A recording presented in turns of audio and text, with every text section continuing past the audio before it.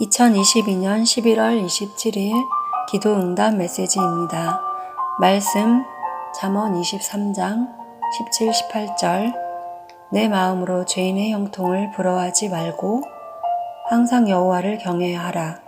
정령이 내 장래가 있겠고 내 소망이 끊어지지 아니하리라. 오늘 기도 가운데 저는 제가 손흥민과 절친한 친구 사이임을 보았습니다. 그래서 저는 늘 손흥민과 통화를 하고 자주 만났으며 그 만남에서 우리는 어렸을 때부터 뛰어놀았던 친구처럼 느꼈습니다. 그러함에 늘 제가 손흥민 옆에 있고 그와 늘 격이 없이 지내는 것을 보고 많은 사람들이 저를 보고 부러워하는 것이었습니다. 그래서 어떤 이가 내게 이르기를 너는 좋겠다. 손흥민과 친구라서 하는 것이었습니다. 그런데 저는 속으로 생각하기를 내가 손흥민과 친구라서 좋아할 것도 부러워할 것도 없고 오히려 내가 천국에 이르면 내가 누릴 축복에 손흥민이 나를 부러워하게 될 것이다 하며 지금 세상에서 많은 이들이 손흥민을 좋아하고 그와 친구가 되면 부러워하겠지만 이 세상이 아닌 천국에 이르면 모든 이들이 주님의 신부된 자들을 부러워하고 그 큰 축복을 함께 누리지 못함을 아쉬워하게 될 것. 저는 알고 있는 모습이었습니다. 그러므로 나는 여러분들이 세상이 아닌 저 천국을 바라보고 주님의 신부로 잘 준비하여 세상의 성공이 아닌 저 하늘에서 성공하여 그 누구보다 더 크고 위대하며 큰 축복을 받는 사람으로 많은 이들의 부러움을 얻기를 바랍니다. 그리고 저는 계속 손흥민과 절친한 모습을 보았는데 우리는 그렇게 함께 즐거운 하루를 함께 보낸 후에 헤어져 각자 자신의 집으로 돌아간 모습이었습니다. 그래서 손흥민이 찾아간 자신의 집을 보니 그는 무척 잘 살았습니다.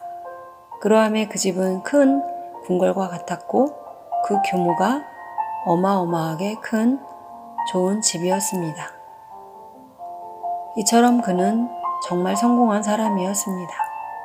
그런데 내가 찾은 내 집을 보니 내 집은 다 쓰러져가는 콘크리트 집이었고 마치 우크라이나 전쟁에서 폭격을 맞아 부서진 집처럼 여기저기 다 부서져 사람이 살 수 없는 집과 같았습니다. 그런데 그 집에서 나를 반겨주려고 나온 강아지가 있었습니다. 그렇게 저는 그 집이 다 부서진 집에서 강아지와 단둘이 너무도 불쌍하게 살아가는 모습이었습니다. 그러나 그러함에도 저는 손흥민이 하나도 부럽지가 않았습니다. 그러한 삶을 살아도 나는 세상이 아닌 저 하늘에, 저 천국에 소망을 두고 살아가는 사람이기에 집이 다 부서지고 전기도 물도 제대로 쓸 수 없는 집에서 살아도 행복하기만 한 모습이었습니다.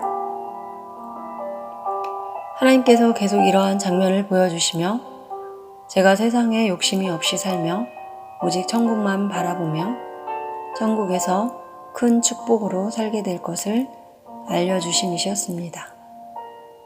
여러분은 어떠합니까? 이 세상에서 부귀영화를 누리며 살기를 바라고 그렇게 살아가는 사람들을 부러워하는 모습은 아닌지요? 우리는 하나님의 자녀들이요 주님의 신부된 자들입니다. 그러므로 우리가 세상 욕심을 가지고 세상의 부유한 자들을 부러워하지 않기를 바랍니다. 우리가 주님을 만나고 주께서 주실 상급에 비하면 이 땅에서 얻는 것은 아무것도 아니요. 먼지와 휴지 조각과 같을 것입니다. 다시 저는 손흥민과 저의 모습을 보았는데 저는 손흥민이 시추 작업을 하는 것을 보았습니다. 그리고 저는 왜 손흥민 그가 시추 작업을 하는지 그 이유를 알았는데 유전을 개발하고 석유를 찾아 얻듯이 성공이라는 최고의 선수가 되기 위해 시추 작업을 하는 모습이었습니다. 그래서 저는 손흥민 그가 무척 깊은 곳까지 파는 것을 보았고 그곳에서 무수한 흙을 파 올리는 것을 보았습니다. 그리고 그는 석유가 나올 것이라는 일념으로 포기하지 않고 엄청난 흙을 판 후에 정말로 석유를 얻었고 그 석유를 뒤집어 쓰고는 무척 기뻐하는 모습이었습니다. 그렇게 손흥민은 축구에 성공한 선수가 된 모습이었습니다. 그런데 제 모습을 보니 저는 땅을 파지 않았습니다. 저는 오직 땅이 아닌 하늘을 바라보며 하늘 천국을 파고 있었습니다. 그래서 저는 어떤 흙도 없었고 깨끗한 모습이었는데 사람들은 우리 두 사람을 비교하며 손흥민은 석유를 뒤집어 썼음에도 부러워했고 저는 하늘 천국을 파고 있음에 미친 사람 취급을 했습니다. 그렇게 세상 사람들은 나를 이상하게 보고 성공한 손흥민을 보고 부러워했지만 저는 오히려 성공한 손흥민을 부러워하지 않았고 또 나를 이상하게 바라보는 사람들에게도 전혀 신경 쓰지 않고 천국에 이르러 내가 받을 상급에 나중에 진정한 성공을 한 자는 손흥민 그가 아니라 나 자신이 될 것이라 믿는 모습이었습니다. 오늘은 하나님께서 계속 이러한 장면을 보여주시며 우리는 이 땅에 성공을 바라고 노력하는 자들이 아닌 하늘의 성공을 바라고 천국을 심노하기 위해 경기하고 애쓰는 자들임을 알려주심이셨습니다. 그러므로 우리가 이 땅에 성공을 바라고 그 성공을 위해 수많은 흙을 파내고 유전을 개발하듯이 세상을 위해 노력하기보다는 하늘에 소망을 두고 천국을 침노하기 위해 최선을 다해 노력하는 분들이 되시기를 바랍니다.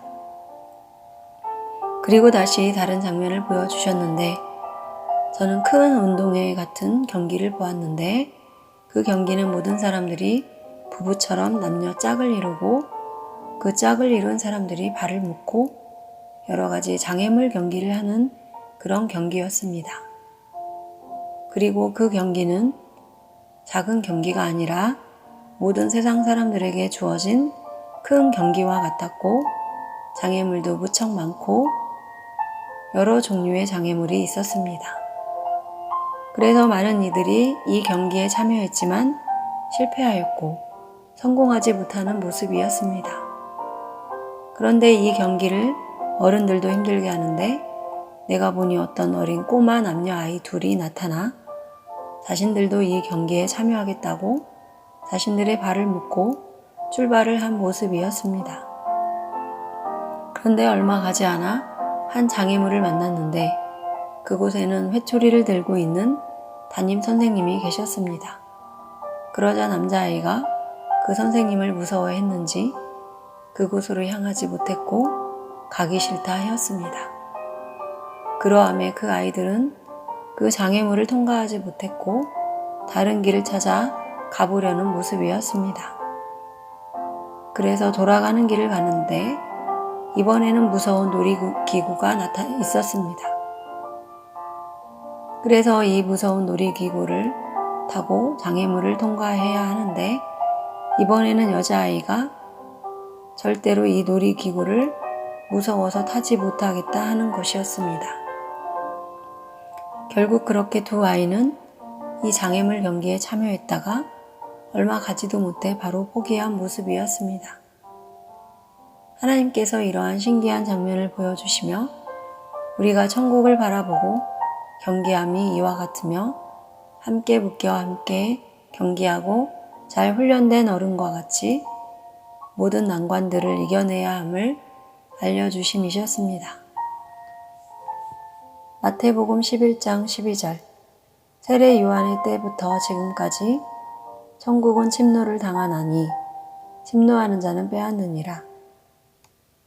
여러분은 오늘 하루를 어떻게 살고 계십니까? 손흥민이 이룬 성공과 같이 세상 성공을 위해 유전을 개발하듯이 흙을 뒤집어 쓰듯이 살고 계시는지요? 아니면 하늘을 파고 천국을 침노하여 경계하듯이 많은 이들이 미쳤다 하며 비판하고 판단하고 정죄해도 오직 주만 바라보며 다시 오실 주님을 기다리고 계시는지요?